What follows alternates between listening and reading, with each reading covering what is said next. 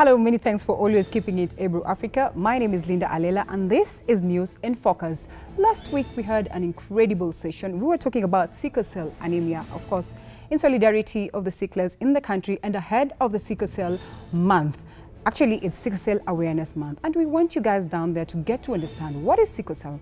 And as I said earlier, that particular time, it can be on your case this time around, and it can be on somebody else's case this time around. So we do not have reason whatsoever not to understand this particular condition. And on set, I had an incredible couple who shared their story, and we also had a doctor, Dr. Fatma Abdallah, who is here today again to shed more light on sickle cell. We left it at a wide range.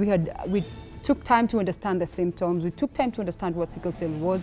We took time to understand the causes, and today she's back again to shed much more light, and she is joined by incredible young men. We also want to understand how they take sickle cell, how they understand sickle cell. They are warriors, and of course we're just going to have an incredible session. So you need to stick around as we get to know the guests of the day. Karibuni sana, many thanks for finding time to be here with us. Right next to me is Brian Oyugi. Brian Oyugi, like I said, he is a warrior, and of course following is Dr. Fatma. Shukran sana for coming back again. And finally, we have the Sickle Cell Ambassador, World Africa Sickle Cell Ambassador. He is Joe Mudukiza. Mudukiza, that other name is just tough. I don't know if it's South African, if it's Kenyan or anything, but Karibuni sana. Mudukiza is also a warrior. So many thanks once again. And we left it at courses last week, Daktari. We got to understand the causes, and here we are. We have young sicklers. We have young guys who have sickle cell. They are warriors. They fought the battle. They're still fighting the battle. And I think it would only be fair for us to get to understand, to get this awareness to the young tax even more as compared to maybe the couple that we had earlier on. I remember Richard and of course his wife were like, okay, we're not going to get kids. Like, we're leaving it at 2 kids. Then what happens to these warrior kids that they had? And you know, what happens to these other young tax who are out here? Because like we said, the key thing that we want here is to at least ensure that we reduce sickle cell cases. So I think we're here, when you're having Daktari, we want you to talk to these kids and the kids out there so that we just get to understand, and of course to the parents so that they get to take the messages to their kids. That's true. Thank you very much. So I think the important thing for people to know is, once they have this condition of sickle cell, is that they should accept it as like any other condition that people have: diabetes, high blood pressure, all the other conditions. It's not witchcraft, it's not the devil's what, it's just a medical condition. And so they need to learn how to manage it. They need to learn how to keep themselves healthy. And of course they have to understand that they have to take medication, some of them for life. And they also need to understand that as they grow up, they are normal people. They would of course want to settle down and have a family. What should they do? And how can they understand it so that when they are now getting into friendship with a girl, what is it they should explain to this girl so that she doesn't freak out and run away, so that she understands it, and so that she will even be more sympathetic, like Richard was last week. Very excellent gentleman. I think once people are given the information and they see it's not a death sentence to have sickle cell, you can live a normal life, a productive life, then you don't really have to get freaked about it, and you do your best. And we do have in Kenya people who've lived many years now by just managing themselves and understanding that this is what I have. I must not do 1, 2, 3, 4, and to help myself live healthily and avoid going to hospital too many times, I must do 4, 5, 6. So that's really what it's about. And I would like to say that when I was studying as a medical doctor, actually warriors like the ones we have didn't used to survive. Most of them would pass on by their 13th, 14th birthday. But thank God, with better medical care, with better knowledge, and with specialized care that we give them, we now have them going on beyond and having children, and I'm sure soon we'll also have grandchildren. All right. So the future is bright for these young men, and I would encourage them to keep on keeping on and not to give up. They can do, as Obama said, I can do it. Yes. You can also do it. Speaking of that, I think I've gone through his story. We've shared a bit, and like he says, he posts his laser time. He was told by the doctors that yes, probably tomorrow, the day after tomorrow, you won't be no more. And I'm thinking, he's a man who soldiered on, and he says the future is bright. Actually, I think that is his slogan. And here we are, we're seeing him today, and I must say that's such a great thing. But it needs support. We must agree that it needs support. And I'll pose this to you, young guys. Probably we'll start by you, with you. What has your journey been like? And you're now at 29, as you put it. And I'm thinking, at 29, you're thinking of marriage. How is it for you? Let's even start, dating. For him, I'm sure it's dating. 22, it's dating. We're coming to your dating story.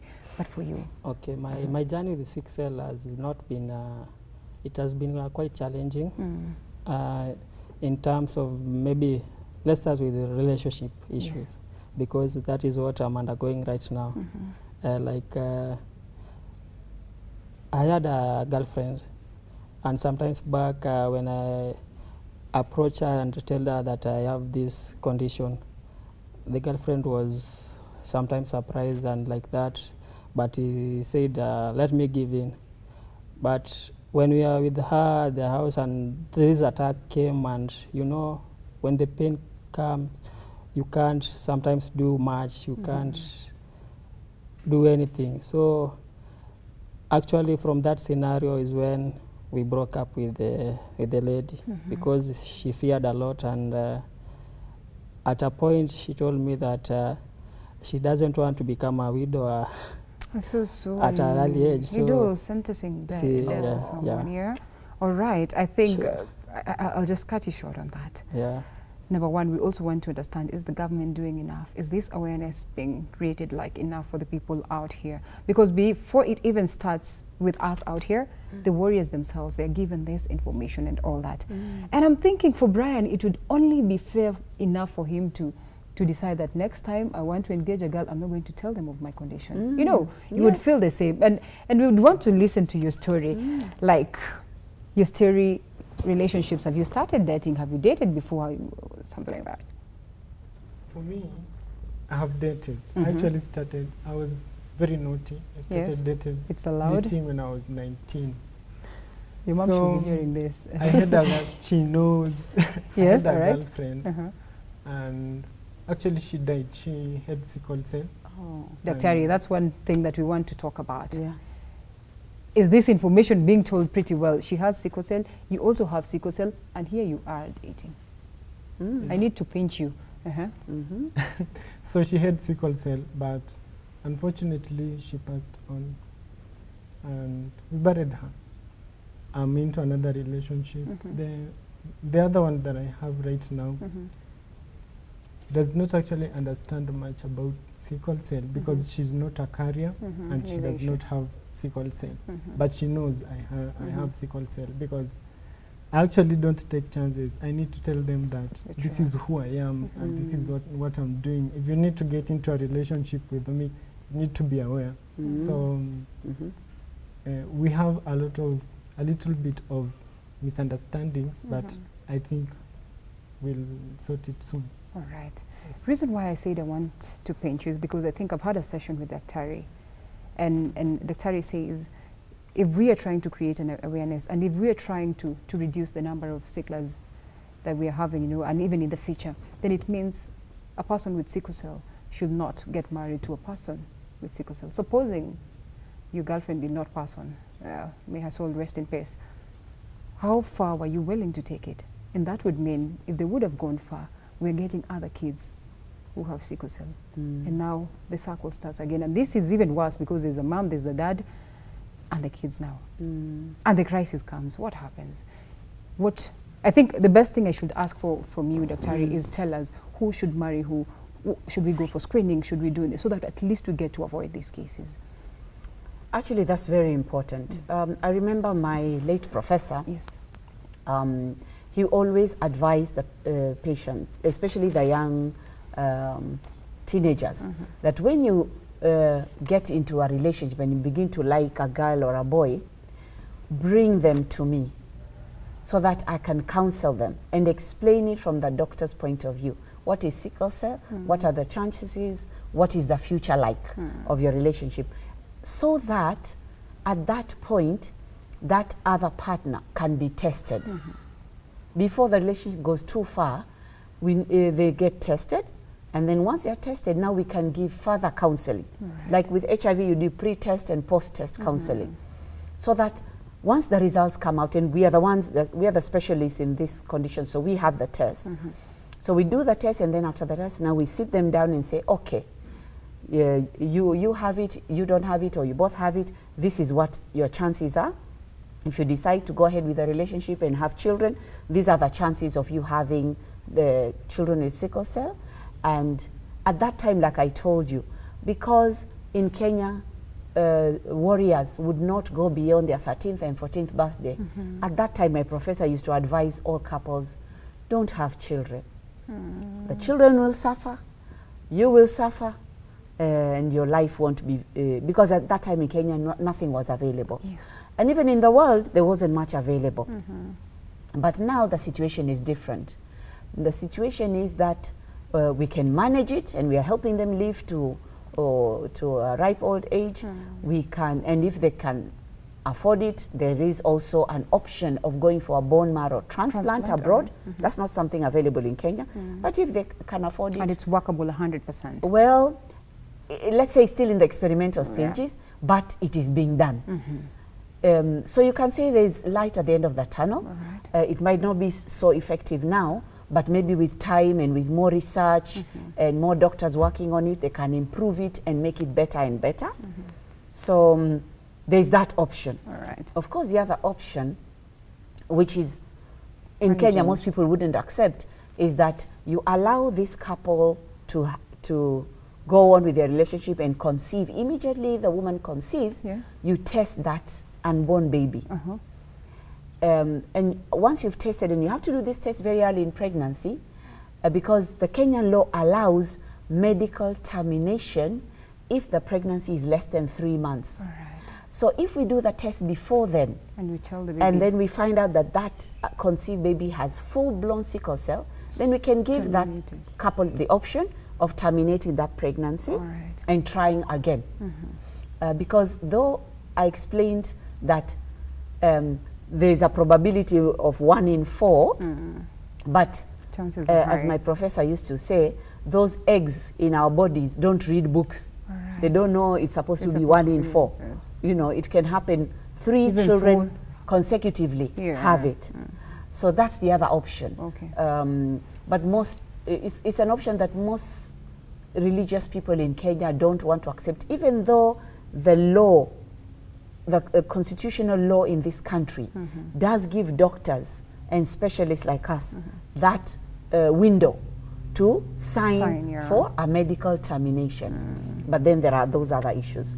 So it's a catch-22 situation, but at the end of the day, it's better we inform each other. That way, those who don't know will get to know. Those who don't understand will get to understand. And that stigma that surrounds this condition is going to be reduced. Because when people know, oh, it's a condition, you can go to hospital, you can get treatment, doctors are seen, nothing with witchcraft, then the stigma will go. Well, great. I'll come to you, Joe. You have told me that you've not had a crisis for the longest time now, and I want to understand how you've been managing this. But before that, let's talk to Brian again. Brian, now you're saying that, yes, you broke up with your girlfriend. I don't know what your plans are. I don't know how you're going to put it. I don't know if you got the fear of telling now the next person who will come on board whether you have it or not, sickle cell or not. But then, I think at some point in time, the doctors have told you about family planning, and last time we mentioned about it, Kidogo. Like the best family planning, just in case today somebody comes on board and they agree that, yes, I'm going to live with Brian and I don't have a problem with that, I'll fight, along with him. what do you do in terms of family planning? Because you do not want to give birth to kids again who are going to suffer, and you watch them suffer. You know the kind of pain that Okay, it first of entails. all, as the doctor have said, for me, it is my life. Living with sickle cell is my life. Yes. So if I get a girl, I'll tell him that, I'll tell her that I have this condition, and this is what I'll want you to be doing, this and this and this. Right. And of course, And you have if- to have the girl screen so that they are not a carrier, and neither are they a sickler, right? Right. Yeah, that is right. Okay. Yeah, but for the part of family planning, I think Dr. will expound Dr. more, can but you expound must have more, been told but- at some bit, because if you're not told, then it means okay, okay. At some point when we have, okay, I have a group. I'm a member of a Children's Sickle Cell Foundation, and that group sometimes we have discussions with my peers and other. And what I've found out that most sicklers use the natural family Way. planning, All right. natural way. They don't go for the other hormonal things. yeah. So for me as a patient, I don't know much.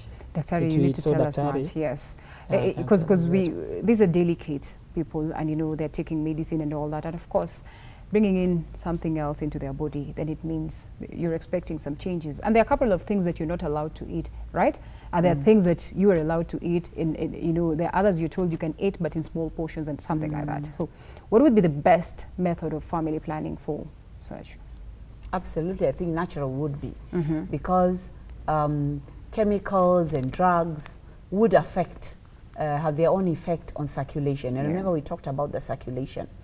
And so, for sure, for example, like the oral contraceptive pill, it gives a high risk of slowing down the blood flow. Already sickle cell slows down blood flow. Now, if you add this other drug and you slow down it even more, you're going to be in crisis all the time. So the best thing for them would be the natural method. natural So I way. agree with Brian, and I think with the counseling.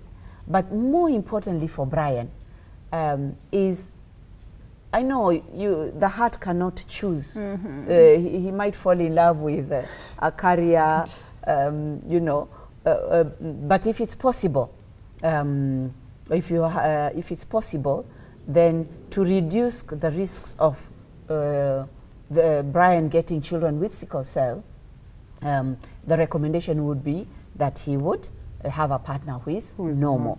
Because like Richard and Ruth, at least Richard it means that their children will be carriers. And carriers usually Carriers have is not no as problem. bad. In fact, they walk around and they get on with their life and nobody knows. All right. But those other carriers, we need to know. Okay. We need to test them so that we can counsel them and tell a carrier, try to avoid, if possible, to have a partner who is a carrier. Exactly. So the idea would be, I think with Joe, is to get as many people from those provinces or those counties in those areas of Western, Nyanza and Coast to come out and get tested. All right. To know their status. Like the way we've asked people to come out and know their status of HIV. So now we need to ask people to come out and know their status of sickle cell, if they come from those areas. Or if they have, maybe somebody is in Central Province, but the grandmother was from Western, or the grandfather was from Nyanza.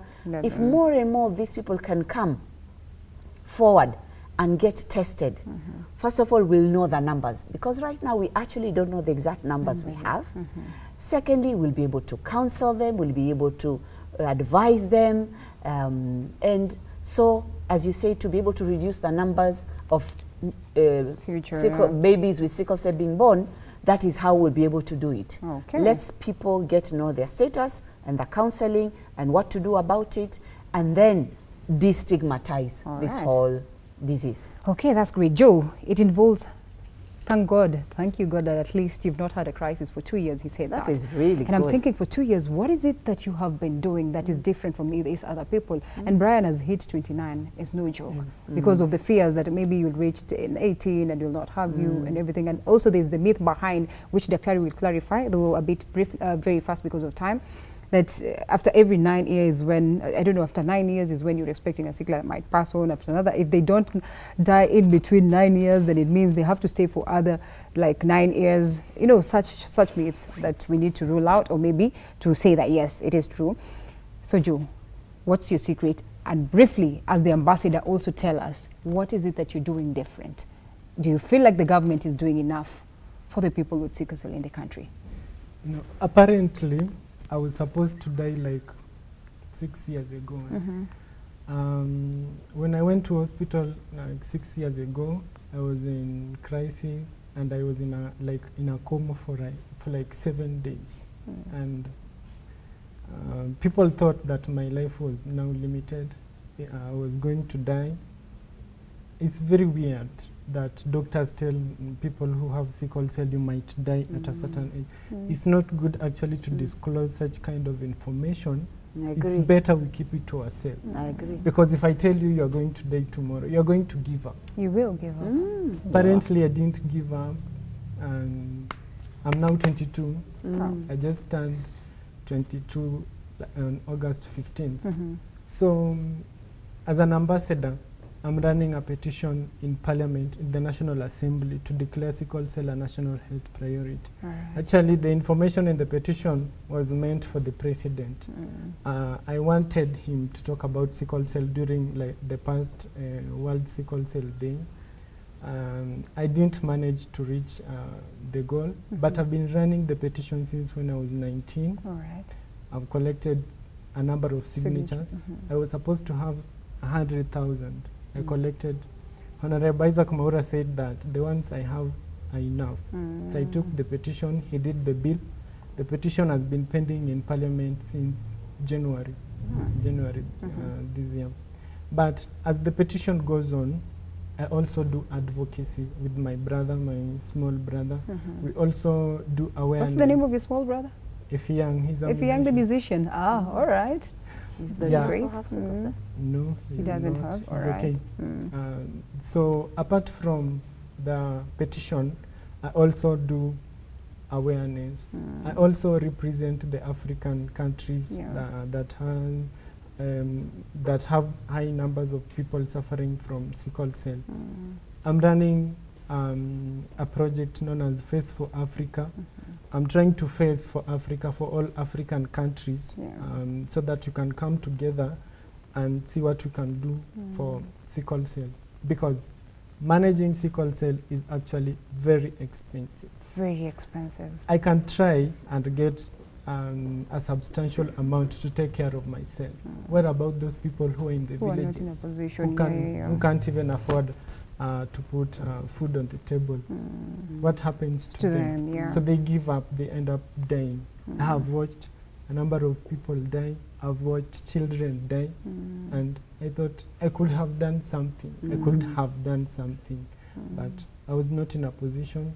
So I decided that I won't just sit down and watch.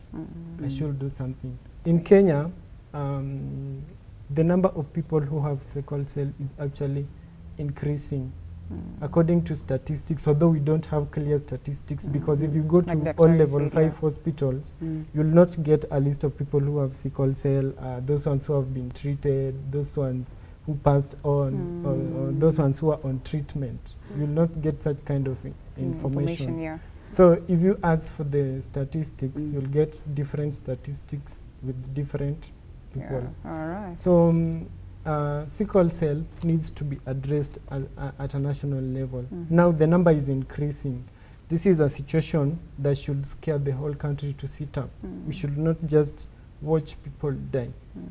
The First Lady of Kenya, Mrs. Margaret Kenyatta, said that her goal is the health for all. I'm actually looking for in that place, because she said that it's health for all. It's health for people who have sickle cell too. So if she wants to advocate for other things like cancer, some diseases like sickle cell are more prevalent, but they are not given the attention it deserves. So we are leading people. Like if I'm a leader, I'm leading people. I cannot lead people who are dying. I'm supposed to, I was thinking that the government should at least locate a higher amount for the Ministry of Health, because if this generation is dying now, who are we going to lead tomorrow?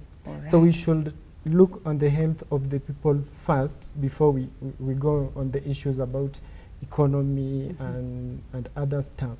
So we come together and think, what are we going to do so that we can improve the health of our people, because we need them for tomorrow. Okay, The children of today are the leaders of tomorrow, so we should safeguard their health. Their health, unfortunately.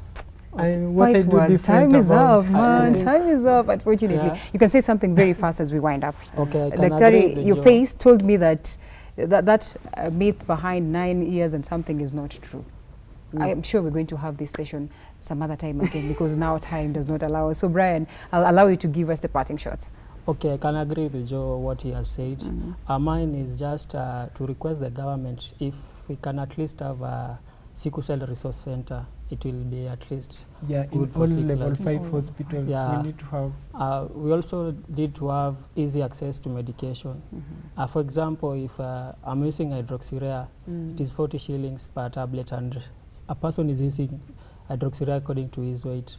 So I think if the government reduces from 40 shillings to maybe 20 shillings, it will be enough. All right. Another issue of that isolation of doctors telling sicklers that we'll do this. I think as a government we need to train the nurses and the doctors. And actually the society too. Yeah, we we also need to inform the society. Like for example, I don't need, okay, when I come to you, I tell you that I'm sick, you will just get scared of me because you'll think that I need money. No, as a sickler, I don't need money. I need that encouragement. I need that my pain to go down. Yeah, something like that. So thank you. Well, Dr. relief. Asante Sana, thank you so much, guys, for finding time to be. I think we need to find more time for this so that at least everybody down the ground can get to understand. Yes, remember, if you're a sickler back at home, you need to eat well. And anyway, eating well is basically for everyone. Everybody. If you can manage it, why not? Many thanks for always keeping it Ebru TV. Remember, September is Sickle Cell Anemia Awareness Month. We need to create awareness. Remember to donate blood. And if you'd want to reach out to these kids, you know, Sickle Cell Ambassador and also Richard and his wife, you can always reach us on our Facebook page, which is going to run down your screen, and will surely, and of course the SMS line that is also right on your screen, so that we can at least get you to them. Many thanks for always finding it. Ebru TV, I'm Linda Alela Matambo.